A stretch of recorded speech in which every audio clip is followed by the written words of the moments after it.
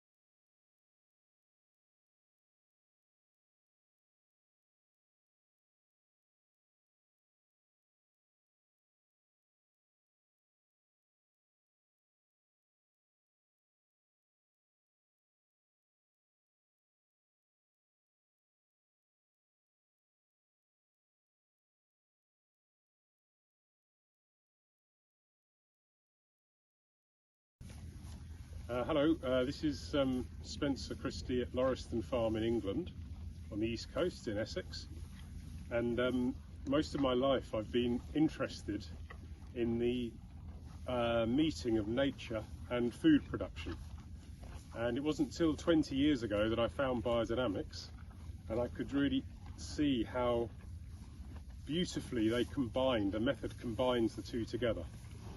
So here we have some cattle behind me, and behind them is about six or 700 geese that come from Siberia every winter. And so we work with the food and with the wildlife.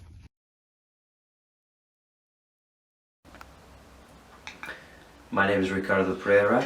I am currently a researcher at Ruskin Mill Trust, based in the Field Centre, and I'm undertaking a PhD on the topic of community supported agriculture, which is based at Coventry University, and I am looking at a particular CSA model which is based on a Temple Wilton case study, and Temple Wilton Community Farm is based in New Hampshire, USA, and it's been going on for about 40 years. So the question is, what can we learn from it? What are the key ideas that form this CSA, and potentially how can the knowledge that comes from this PhD inform other CSAs in the UK that want to learn about different CSA models and that might have other concerns, such as a spiritual vision behind it, or a way of decommodifying agricultural land.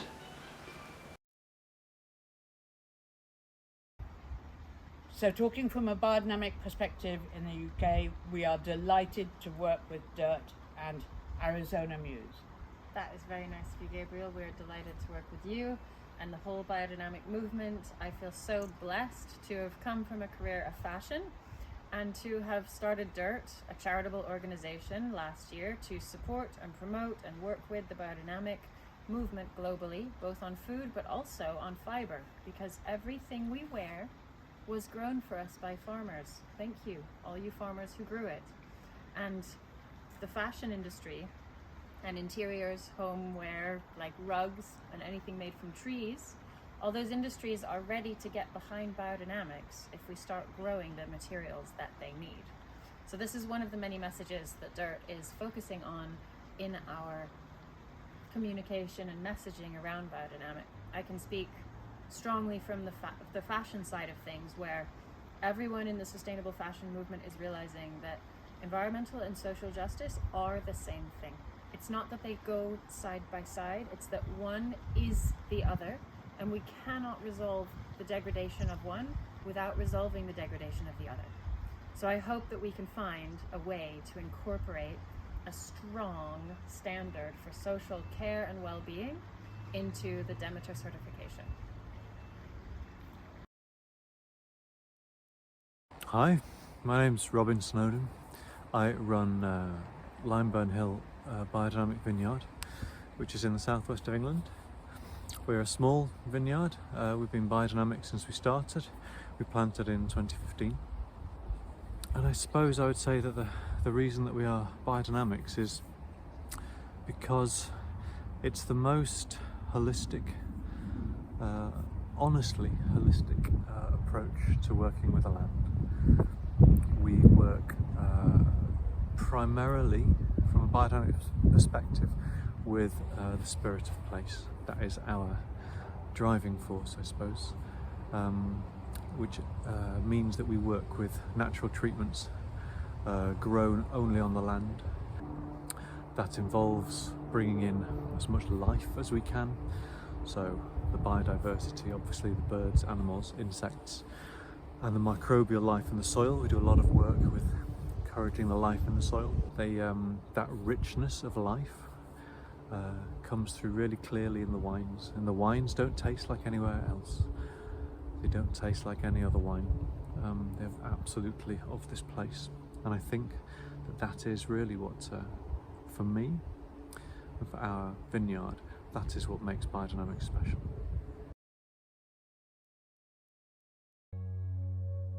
It's all related to quantum physics. What might seem to be airy-fairy now, I think in 5-10 years it will be mainstream.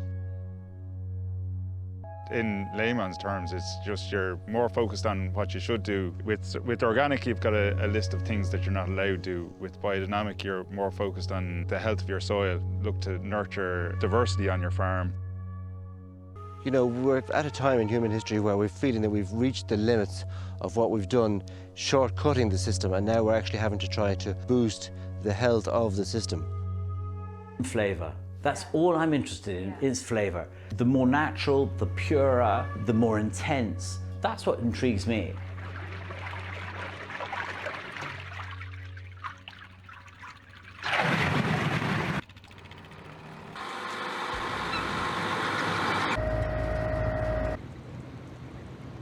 I'm interested in going back to the basics of how barley evolved with an environment, and it suited the terroir, it suited the environment, and you got more individualistic flavours as a result. And yet we've been so clever, we've sort of bred it out.